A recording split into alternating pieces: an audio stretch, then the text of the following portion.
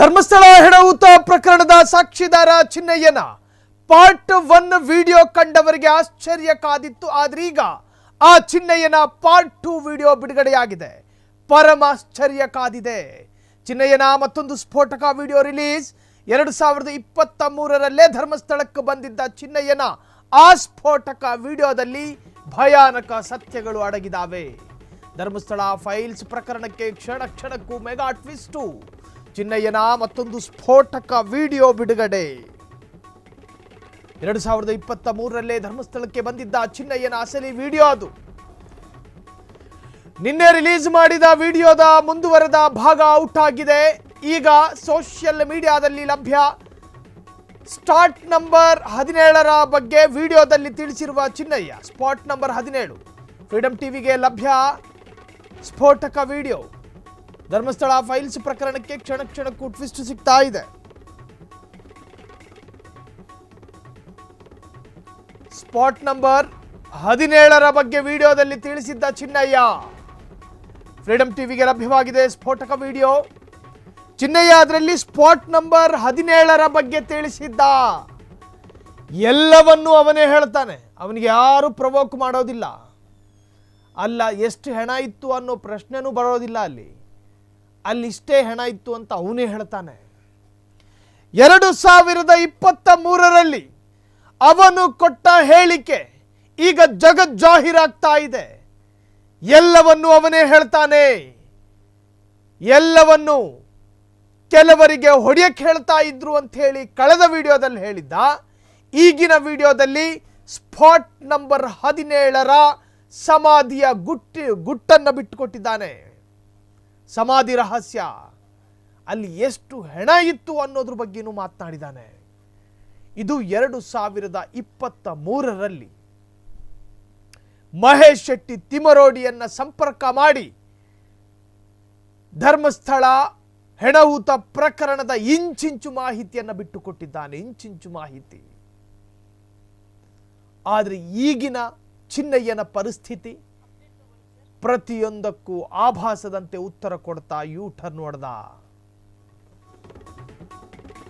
ಗೊಮ್ಮಟ ಬೆಟ್ಟದಿಂದ ಬರುವ ಫಸ್ಟ್ ಟರ್ನ್ನಲ್ಲಿ ಹೆಣಗಳ ರಾಶಿ. ಏನಿಲ್ಲ ಅಂದ್ರೂ 70ಕ್ಕೂ ಹೆಚ್ಚು ಹೆಣ ಹೂತು ಹಾಕಿದ್ದೇನೆ. ಕಮ್ಮಿ ಅಂದ್ರೂ 70ಕ್ಕೂ ಹೆಚ್ಚು ಹೆಣ. ಅದು ಸ್ಮಶಾನ ಅಲ್ಲ, ಆದರೂ ಅಲ್ಲಿ ಹೆಣಗಳ ದಫನಾಗಿದೆ. ತರಕಾರಿ ಗಾಡಿಯಲ್ಲಿ ಹೆಣ ತಂದು ಹೂತು ಹಾಕುತ್ತಿದ್ದೆ. ಒಣಗಿದ ನೆಲ ಇರುವ ಕಡೆ ಹೆಣ ಹೂತು ಹಾಕುತ್ತಿದ್ದೆ. 2ನೇ ವಿಡಿಯೋದಲ್ಲಿ ಅತಿ ಭಯಂಕರವಾದ ಸತ್ಯ ಬಿಟ್ಟುಕೊಟ್ಟಿದ್ದಾನೆ. ಆ ವಿಡಿಯೋ ಫ್ರೀಡಂ ಟಿವಿಗೆ ಲಭ್ಯವಾಗಿದೆ. ಗೊಮ್ಮಟ ಬೆಟ್ಟದಿಂದ ಬರುವ ಫಸ್ಟ್ ಟರ್ನ್ನಲ್ಲಿ ಹೆಣಗಳ ರಾಶಿಯನ್ನ ಹೂತು ಹಾಕಿದ್ದೇನೆ. ಏನಿಲ್ಲ ಅಂದ್ರೂ ಕಮ್ಮಿ ಅಂದ್ರೂ 70ಕ್ಕೂ ಹೆಚ್ಚು ಹೆಣವನ್ನ ಹೂತು ಹಾಕಿದ್ದೇನೆ. ಅದು ಸ್ಮಶಾನ ಜಾಗ ಅಲ್ಲ, ಆದರೂ ಅಲ್ಲಿ ಹೆಣಗಳ ದಫನ್ ಮಾಡಿದ್ದೇನೆ. ತರಕಾರಿ ಗಾಡಿಯಲ್ಲಿ ಹೆಣ ತಂದು ಹೂತು ಹಾಕ್ತಾ ಇದ್ದೆ. ಒಣಗಿದ ನೆಲ ಇರುವ ಕಡೆಗಳಲ್ಲೇ ಹೂತು ಹಾಕ್ತಿದ್ದೆ. ಒಣ ನೆಲವನ್ನು ಅಗೆದು ಅದನ್ನ ಬಗೆದು ಅಲ್ಲೇ ಹೂತು ಹಾಕ್ತಿದ್ದೆ ಅಂತ ಹೇಳಿದ್ದು ಚಿನ್ನಯ್ಯನ ತಮ್ಮ ಅಲ್ಲ, ಅದೇ ಚಿನ್ನಯ್ಯ. ಗೊಮ್ಮಟ ಬೆಟ್ಟ, ಧರ್ಮಸ್ಥಳದ ನೇತ್ರಾವತಿ ಸ್ನಾನಘಟ್ಟದ ಮತ್ತು ಬಾಹುಬಲಿ ಬೆಟ್ಟದ ಸನಿಹದಲ್ಲಿದೆ ಗೊಮ್ಮಟ. ಅದರ ಫಸ್ಟ್ ಟರ್ನ್ ಸಣ್ಣ ನಿರ್ಜನ ಪ್ರದೇಶ ಸಿಗುತ್ತೆ. ಆ ಪ್ರದೇಶ ಒಣಭೂಮಿ ಇರ್ತಕ್ಕಂತಹ ಪ್ರದೇಶ. ಅಗೆದು ಹೆಣ ಉಳ್ತಾ ಇದ್ದೆ. ರಾಶಿ ಹೆಣ ಹೂತು ಹೆಂಗ್ ಫಿಟ್ ಆಗಿದ್ದ ನೋಡಿ. ಹೆಂಗ್ ಫಿಟ್ ಆಗಿದ್ದ. ಟಿಪ್ ಟಾಪ್ ಸೀನಲ್ಲಿ ಮಹೇಶ್ ಶೆಟ್ಟಿ ಮನೆಗೆ ಬಂದು ಮಹೇಶ್ ಶೆಟ್ಟಿಯ ಜೊತೆ ಮಾತನಾಡ್ತಿರ್ತಕ್ಕಂತಹ ಪಾರ್ಟ್ 2 ವಿಡಿಯೋ ನೋಡ್ಕೊಂಡು ಬನ್ನಿ. ಕಲ್ಲಲ್ಲಿ ಬೀರಿದ್ದಾರೆ ಎಲ್ಲರಿಗೆ. ಕಲ್ಲಲ್ಲಿ ಬಂದ್ರೆ ಲಾಸ್ಟ್ ಸ್ವಾಮಿಗಳಿಗೆ ಕೋಪ ಆಗಿ ಒಬ್ಬ ಅಯ್ಯಪ್ಪ ಶಾಸನಗಳು ಮತ್ತ ಸ್ವಾಮಿಗಳೆಲ್ಲ ಸ್ವರ್ಗಿಯಾಗಿದ್ದಾರೆ. ಅಯ್ಯಪ್ಪನವರು ಎಲ್ಲ ಸೇರಿಬಿಟ್ಟಲ್ಲ, ಕಲ್ಲು ತಗೊಂಡು ಹೊಡೆದು ಎಲ್ಲ ಅದು 3 ಹೋಟ್ಲಿದೆ. ಕಾಡಿಗೆ ಓಡಿದ್ದೇವೆ ರೂಮೈನವರೆಲ್ಲ ಎಲ್ಲ ಬದಿಯಾಗಿ ಕಾಡಿಗೆ ಓಡಿದ್ದೇವೆ. ಮತ್ತೆ ಅಷ್ಟು ಪಕ್ಕ ಅಲ್ಲಿ ಧರ್ಮಸ್ಥಳಕ್ಕೆ ಫೋನ್ ಮಾಡಿ ಹೇಳಿ ದ್ವಾರದಲ್ಲಿ ಪೊಲೀಸ್ನವರು ನಿಲ್ಲಿಸಿ ಇವರು ಹೆಗ್ಡೆಯವರಿಗೆ ಕಂಪ್ಲೇಂಟ್ ಮಾಡ್ಲಿಕ್ಕೆ ಬಿಡ್ಲೇ ಇಲ್ಲ. ಅಲ್ಲೇ ಹೊರಗೆ ಓಡಿಸಿ ಅಲ್ಲಿಂದ ಓಡಿಸಿದ್ರು. ಒಳಗೆ ಅಯ್ಯಪ್ಪನವರು ಒಳಗೆ ಬಿದ್ದಿಲ್ಲ. ಅಲ್ಲಿ ಗೋಮಟ ಬೆಟ್ಟದಿಂದ ಗೋಮಟ ಬೆಟ್ಟ ಟರ್ನ್ ಅಲ್ಲಿ ಕೆಳಗೆ ಒಂದು ಬರ್ತದೆ. ಈ ಕಡೆ ಪಂಬಳಕ್ಕೆ ಮಣ್ಣದಾರಿ, ಈ ಕಡೆ ಪಂಬಳದಿಂದ ಮೇಲೆ ಅದೇ ದಾರಿ ಇಲ್ಲಿ ಹತ್ತಿರ ಬರ್ತದೆ. ಈ ಸೆಂಟ್ರಲ್ ಪ್ಲೇಸ್ ಅಲ್ಲಿ ಒಂದು ಯಾರ್ ರೋಡ್ ಇದೆ, ಹೋಗ್ತಾ ಒಂದಿದೆ. ಆಚೆಯಿಂದ ಬರುವಾಗ ಫಸ್ಟ್ ಯಾರ್ ರೋಡ್ ಹತ್ರ ಕೆಳಗಡೆಗೆ ಪ್ಲೇಸ್ ಇದೆ. ಆ ಪ್ಲೇಸಿನಲ್ಲಿ ಏನಿಲ್ಲದೆ ನಾನು ಊಟ ಹಾಕಿದ್ರೆ 75 ಏನಾದಷ್ಟು ಊಟ ಹಾಕಿದೆ. ಅದು ಸ್ಮಶಾನ ಅಲ್ಲ, ಅದು ಸ್ಮಶಾನ ಅಲ್ಲ. ಆದ್ರೆ ನನ್ನನ್ನು ಅಲ್ಲಿ ಅದು ಕಮ್ಮಿ ಗಾಡಿ ಇದೆ, ತರಕಾರಿ ತಳ್ಕೊಂಡು ಹೋಗುದು. ಬಸ್ ಸ್ಟ್ಯಾಂಡಿನಿಂದ ತರಕಾರಿ ತಳ್ಕೊಂಡು ಹೋಗೋ ಗಾಡಿ. ಆ ಗಾಡಿಯಲ್ಲೆಲ್ಲ ಹೆಣವನ್ನ ಹಾಕಿ ತಳ್ಕೊಂಡು ಬಂದು ಅಲ್ಲಿ ಗುಡಿ ತೆಗೆದು ಊಟ ಹಾಕೋದು. ಈಗ ಒಂದು ಲೈನು, ಈಗ ಒಂದು ಲೈನು. ಈ ಕಡೆಯಿಂದ ಒಂದು 7-8, ಆ ಕಡೆಯಿಂದ 7. ಇಲ್ಲಿ ನನಗೆ ಗೊತ್ತಾಗ್ತದೆ ಅದು ಯಾವುದು ಒಣಗಿದೆ ಅಂತ. ಅದನ್ನು ತೆಗೆಯೋದು, ಅಲ್ಲಿಗೆ ಊಟ ಎಲ್ಬೆಲ್ಲ ಮೇಲೆ ಬರ್ತದೆ, ಅದನ್ನ ಹಾಕುದು. ಮತ್ತೆ ಅದು ಹಾಕುವಾಗ ನಾವು ನಾಡ್ದು ನೋವು ಬರ್ತದೆ, ಊಟ ಹಾಕುದು. ಅಲ್ಲಿ ಅಷ್ಟು ಜನ ಊಟ ಹಾಕುದು. ಇಲ್ಲಿ ನೇತ್ರಾವತಿ ಹತ್ರ ಲೆಕ್ಕವೇ ಇಲ್ಲ, ಒಳ್ಳೆ ಬದಿಯಲ್ಲೆಲ್ಲ ಲೆಕ್ಕವೇ ಇಲ್ಲ. ಮತ್ತೆ ಅಲ್ಲಿ ಧರ್ಮಸ್ಥಳದಲ್ಲಿ 5 ಮೀಟರ್ ಶಾಲೆ ಹತ್ರ ಒಂದು ಈ ಕಡೆ ಭಟ್ರದ್ದು ಮನೆ, ಭಟ್ರ ಮನೆ, ದೇವರು ಪೂಜೆ ಮಾಡೋ ಭಟ್ರ ಮನೆ. ನಮ್ಮ ಅವರು ಸರಿಯಾಗಿ ನಂಗೆ ಅಷ್ಟು ಇದಿಲ್ಲ. ಅವರು ಧರ್ಮಸ್ಥಳ STM ಅಲ್ಲಿ ಓದ್ತಾ ಇದ್ದಾರೆ. ನಾವು ಅಲ್ಲ ಕಾಲೇಜ್ ಇದು ನೀವು ಏನೋ ಉಳ್ಳೋ ಜಾಗ ಭಟ್ರ ಮನೆಯಲ್ಲಿ, ಅದು ಬಾವಿ ಎಲ್ಲಿ ಅದು? ಅಲ್ಲಿ 2 ಮೀಟರ್ ಶಾಲೆ ಇದೆ, ಹೈಸ್ಕೂಲ್ ಇದೆ ಅವರು. ಶಾಲೆಯ ಹಿಂಬದಿಯಲ್ಲಿ ಹೈಸ್ಕೂಲ್ ಇಲ್ಲ, ಆ ಕಡೆ ಶಾಲೆ ಇದೆ ನೋಡಿ. ಆ ಶಾಲೆಯ ಹಿಂಬದಿಯಲ್ಲಿ ಅವ್ರ ಮನೆ. ಆ ಹುಡುಗಿ ಓದುದು STM ಕಾಲೇಜ್ ಇಲ್ಲಿ ಓದ್ತಾ ಇದ್ರು. ಎಂತ ಏನಾಗ್ತದೆ ಗೊತ್ತಿಲ್ಲ. ನಾನು ಇಲ್ಲಿ ಒಂದು ನೇತ್ರಾವತಿಯಲ್ಲಿ ಒಂದು ಹೆಣ ತೆಗೆದೆ. ಆ ದಿವಸನೇ ನನ್ನನ್ನು ಅಲ್ಲಿಗೆ ಕರ್ಕೊಂಡು ಹೋಗಿದ್ದಾರೆ ಹೆಣ ತೆಗಿಬೇಕು ಅಂತ ಪೊಲೀಸ್ನವರು. ಅಲ್ಲಿ ಹೋಗುವಾಗ ಲಾಸ್ಟ್ಗೆ ಹೆಣ ತೆಗಿತಾ ಇತ್ತು. ಒಬ್ರು ಹೇಳುದಿಲ್ಲ, ಹೇಳಿದ್ರೆ ಹುಡುಗಿ ಕೇಳಾದ್ರು ಅಂತ ಹೇಳ್ತಾರೆ. ಒಂದು ರಾವಕ್ಕೆ ನಮ್ಗೆ ಅಷ್ಟೇ ದಾವಣಿ. ಎಲ್ಲಿ ಹುಡುಗಿ? ಧರ್ಮಸ್ಥಳದಲ್ಲಿ ಭಟ್ರ ಅದನ್ನು ಸುಸೈಡ್ ಅಂತ ಮೇಲೆ ಹಾಕಿದ್ರು. ಅವರು ಎಂತ ಮಾಡಿ ಓಪನ್ ಮಾಡಿದ್ರೆ ದಪ್ಪನ್ ಮಾಡಿದ್ರೆ ಎಂತ ಮಾಡಿದ್ರೆ ನಾನು ತೆಗೆದುಕೊಟ್ಟು ಬಂದೆ ಜನವನ್ನು. ಮತ್ತೆ ಆ ಬಾಬಲಿ ಬೆಟ್ಟದ ಟರ್ನಲ್ಲಿಗೆ ಒಂದು ಹೆಂಗ್ಸು, ವೈಟ್ ಸೀರೆ ಹುಟ್ಟಿದ ಹೆಂಗ್ಸು, ಅದು ಕೇರಳ ಹೆಂಗ್ಸು ಅಂತ ಯಾರು ಸುಬ್ರೇಶ್ವರು. ಕಲ್ಲಲ್ಲಿ ಬೀರಿದ್ದಾರೆ ಎಲ್ಲರಿಗೆ. ಕಲ್ಲಲ್ಲಿ ಬಂದ್ರೆ ಲಾಸ್ಟ್ಗೆ ಸ್ವಾಮಿಗಳಿಗೆ ಕೋಪ ಆಗಿ.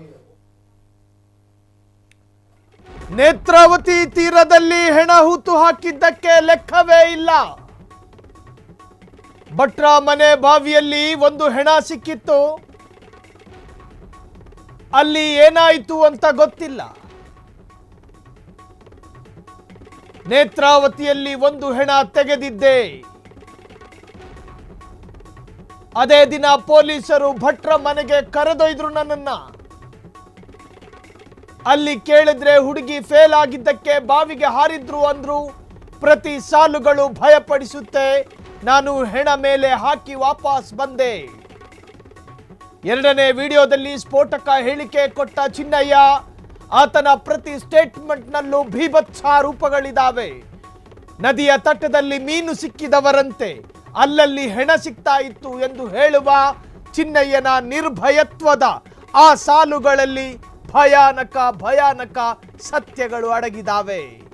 ಮಹೇಶ್ ಶೆಟ್ಟಿ ತಿಮರೋಡಿ ಅತ್ಯಂತ ಕೌತುಕನಾಗಿ ಆತನ ಉತ್ತರವನ್ನ ಕೇಳಿಸಿಕೊಂಡು ಆಗಾಗ ಕ್ರಾಸ್ ಕ್ವಶನ್ಗಳನ್ನು ಹಾಕುತ್ತಿದ್ರೆ ಹೊರತು ಯಾವುದೇ ತರಹದ ಪ್ರವೋಕ್ ಪ್ರಶ್ನೆಗಳು ಅವರಿಂದ ವ್ಯಕ್ತವಾಗಿಲ್ಲ.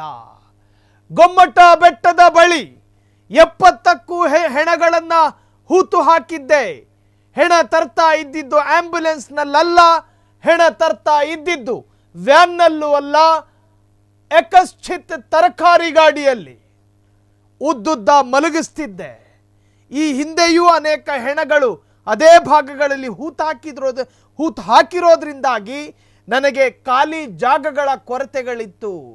ಅಲ್ಲಲ್ಲಿ ಒಣಗಿದ ಭೂಮಿ ಎಲ್ಲಿದೆಯೋ ಅದರ ಅರ್ಥ ನಾನು ಈ ಹಿಂದೆ ಹೂತಾಕಿರೋ ಜಾಗ ಇದಲ್ಲ ಅನ್ನೋದು. ಕಾರಣ ಹೂತಾಕಿದ ಜಾಗ ಸ್ವಲ್ಪ ಹಸಿ ಹಸಿಯಾಗಿರುತ್ತೆ. ಹಾಗಾಗಿ ನಾನು ಒಣಗಿರುವ ಭೂಮಿಯನ್ನೇ ಹುಡುಕಾಡಿ ತಡಕಾಡಿ ಅಗೆದು ಬಗೆದು ಸಿಕ್ಕ ಹೆಣಗಳನ್ನು ಹೂತು ಹಾಕಿ ಬರ್ತಾ ಇದ್ದೆ. ಭಯಪಡಿಸುವ ಸ್ಟೇಟ್ಮೆಂಟ್ ಅಲ್ವಾ ಇದು? ಭಯಪಡಿಸುವ ಸ್ಟೇಟ್ಮೆಂಟ್ ಅಲ್ವಾ? ಈಗ ಯೂ ಟರ್ನ್ ಹೊಡೆದಿರಬಹುದು, ಈಗ ಝೀಬ್ರೋ ಕ್ರಾಸ್ ಹೊಡೆದಿರಬಹುದು, ಆದರೆ ಚಿನ್ನಯ್ಯ 2023ರಲ್ಲಿ ಮಹೇಶ್ ಶೆಟ್ಟಿ ತಿಮರೋಡಿಯನ್ನ ಆತನೇ ಹುಡುಕಿಕೊಂಡು ಬರ್ತಾನೆ. ಧರ್ಮಸ್ಥಳದ ಪಾಂಗಳದಲ್ಲಿ ಅಡ್ಡಾಡಿ ಕೊನೆಗೆ ಮಹೇಶ್ ಶೆಟ್ಟಿ ತಿಮರೋಡಿಯ ಮನೆಗೆ ಬಂದು ಈ ಸ್ಟೇಟ್ಮೆಂಟ್ ಅನ್ನು ಕೊಡ್ತಾನೆ. ಇದಕ್ಕೆ ಸಾಕ್ಷಿ ಮಹೇಶ್ ಶೆಟ್ಟಿ ತಿಮರೋಡಿ ಮನೆಯ ಗೋಡೆಗಳಲ್ಲ, ಬದಲಾಗಿ ಚಿನ್ನಯ್ಯನ ಧರ್ಮ ಪತ್ನಿ ಪಕ್ಕದಲ್ಲೇ ಕೂತ್ಕೊಂಡಿರ್ತಾರೆ. ಚಿನ್ನಯ್ಯನ ಧರ್ಮ ಪತ್ನಿ ಮಹೇಶ್ ಶೆಟ್ಟಿ ತಿಮರೋಡಿ ಯಾವುದಕ್ಕೂ ಇರ್ಲಿ ಸೇಫ್ಟಿ ಅಂತ ಹೇಳಿ ವಿಡಿಯೋ ಮಾಡ್ಕೊಂಡು ಇಟ್ಕೊಂಡ್ರು ಏನೋ. ಈ ತರಹದ ಚಿನ್ನಯ್ಯನನ್ನು ಎಷ್ಟು ಜನರನ್ನು ನೋಡವ್ರೆ. ಸೌಜನ್ಯ ಪ್ರಕರಣದಲ್ಲಿ ಅನೇಕರು ಬಂದು ಅನೇಕ ರೀತಿಯ ಕಂಪ್ಲೇಂಟ್ ಕೊಟ್ಟಿದ್ದಾರೆ ಮಹೇಶ್ ಶೆಟ್ಟಿ ತಿಮರೋಡಿಗೆ. ಅದರರ್ಥ ಮಹೇಶ್ ಶೆಟ್ರು ಪೊಲೀಸ್ ಅಧಿಕಾರಿ ಅಂತ ಅಲ್ಲ. ಕಾರಣ ಸೌಜನ್ಯ ಪರ ಹೋರಾಟಗಾರರಲ್ಲಿ ಪ್ರಮುಖರು ಮಹೇಶ್ ಶೆಟ್ಟಿ ಅನ್ನೋ ಕಾರಣಕ್ಕೆ ಅನೇಕ ಜನ ಸೌಜನ್ಯ ಪ್ರಕರಣವೂ ಸೇರಿ ಹೆಣಹೂತ ಪ್ರಕರಣದ ಅನೇಕಾರು ಅಹವಾಲುಗಳನ್ನು ಹೇಳಿಕೊಂಡು ಬಂದಿದ್ರು. ಆ ಪೈಕಿ ಚಿನ್ನಯ್ಯನು ಒಬ್ಬ.